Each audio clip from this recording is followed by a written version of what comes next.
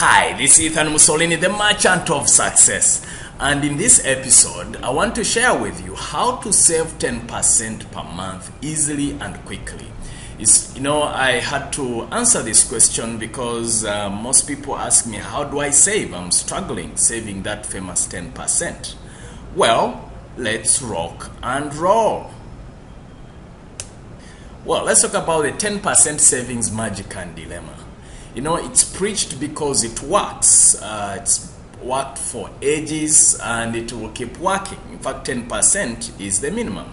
However, few people master it, and that's what makes it a dilemma. Most people want it, and yet few master it. So why is it critical to save 10%? Number one, it gives you that peace of mind to know that you have some cash on you. To sleep soundly,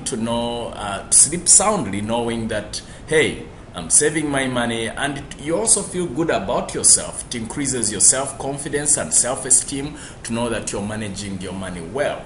And of course, it's also a springboard for investments. What I mean by that is, as you collect this amount and it increases in volume and value, then you could get a chunk of it and invest it rather than look for a loan, because then that's the cheapest form of a loan you can ever get, by borrowing money from yourself, isn't it?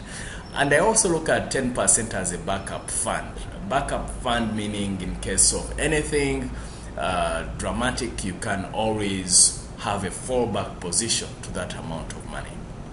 Now, how can you save 10% quickly and easily? This is the plan. I'm going to run through it quickly and then I go back into detail. Number one, open a separate account, ideally in the same bank. Then the first month, save 1%, meaning, for example, $10 against, say, $1,000 you could be earning. And it's easier. Then the second month, increase it to 2%, meaning in this case $20 against the $1,000. Then keep increasing the monthly saving rate by 1% per month, and in 10 months you have 10%. The rule is pay yourself first. Now let's go back to break things into detail here, why I'm suggesting these particular details. When I say open a separate account, the reason why that is important is because sometimes when you leave it in the same checking account and decide to keep the money there, it will be so easy to access it and touch it, and sometimes you're not even able to track that particular account to know which one is 10% and which one is not. So it helps when you do that.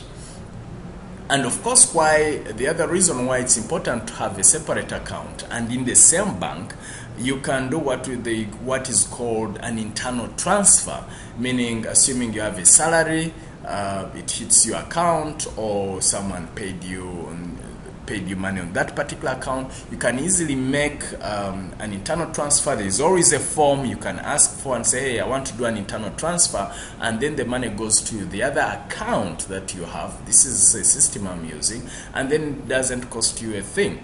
Now, if you find that is even more difficult, depending on how much money you earn, if you earn a huge chunk of money, you could have a standing order. If you know that, for example, you get a salary on time, let's say you know that every 25th of the month, as a standard, the money is always there, then you could have a standing order whereby the 26th of every month, 1% of that money, or 10%, whatever you want to call it, is automatically transferred to your savings account. Of course, there is a charge attached to that. That's why I was saying depending on how much money you earn. Now, the second step I'm suggesting to you is that the first month you save 1%.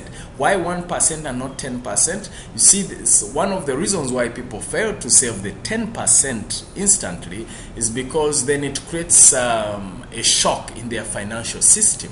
Meaning, if, for example, you're earning $1,000 now, saving $100 instantly in a way that you're not used to, it might discourage you, and then you go back to your old ways. But when it's 1%, meaning just $10 against $1,000, then you feel better. You feel like you can do it. You feel like you can manage it.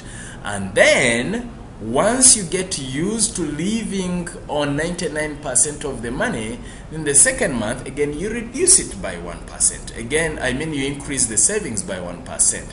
Again, to make a smoother transition rather than a sudden transition from 0 to 10% or from 1 to 10%.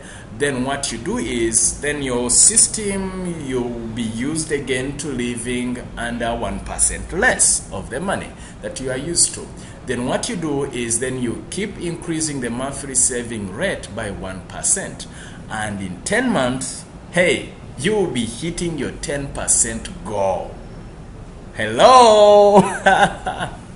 Now, having said that, the rule is pay yourself first. In my case, I do tithing first and then pay myself next. So that should be the standard. That should be the rule. That should be the key right there. Pay yourself first, not wait for to clear other people and then you clear yourself. No, you pay yourself first. So what are the potential obstacles and possible solutions? Number one is forgetting. Now, how do you solve that? Just get back on track. Or it might even be that you are backsliding, so to speak. So again, just get back on track. The other potential obstacle is tempted to take out the money, meaning you use it to do other things and have fallen prey to this. So the trick is, consider a fixed deposit account where, for example, you can't touch your money for the next 12 months. Then that way, for the next 12 months, you'll be saving and you're not touching the money at all. The third potential obstacle is to think that it's little money. And if you're thinking that, that's a mindset, and the solution to that is to have the mindset that it all starts on a small scale mindset, meaning you build from smaller steps before you reach that mountain. Even the largest mountain, the highest mountain in the world, it is scaled by one step at a time. So hold that mindset. And of course, lastly is be patient as you build a new habit. You fall, just rise again. Don't get discouraged. Just be patient. Just keep pushing. Just keep pushing. And you will hit that 10% easily and quickly. I'm calling it quickly because for me 10 months is quicker rather than spending a decade struggling to hit that particular goal. And then once you hit that, it's a start. You can always increase. Alright, so I hope this has served you. I hope this has helped you. And of course, you can always contact me. The contacts are on the screen there. I give talks on excellence, work-life balance, productivity at the workplace, leadership, public speaking, team building, confidence and self-esteem, effective selling skills, business and social etiquette, customer service and innovation, and other skills to help you as an individual achieve your personal and professional goals. I also do coaching on a one-to-one basis. You can catch me at ethanmussolini.com/coaching. You can also check out my books. That is ethanmussolini.com/books, or you can drop me an email, which is on the screen there, info@ethanmussolini.com, or call me directly to book me for a talk or coaching services. That's 256-772-936361. Thank you. I wish you the very best. God bless. Bye-bye.